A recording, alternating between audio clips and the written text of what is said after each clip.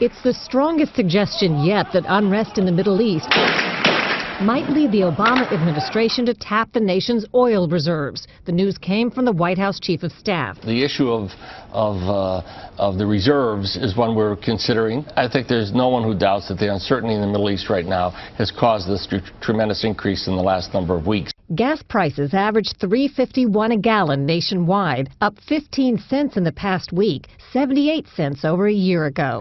$65 for gas is pretty unbelievable. And maybe at $5, when it gets to that point, I won't want to drive anymore.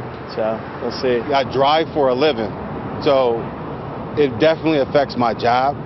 So I'm currently looking for another job just because of this. The U.S. stored supply of oil, called the Strategic Petroleum Reserve, contains 727 million barrels. That's enough to keep the nation powered for a couple of months.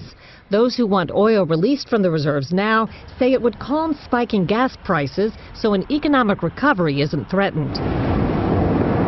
After Hurricane Katrina, 30 million barrels were released. Oil prices dropped 3.7%.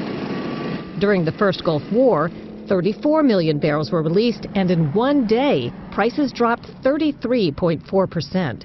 But some economists say the oil reserve should be saved for a true emergency, and this isn't it. I think it's premature to open up the Strategic Petroleum Reserve.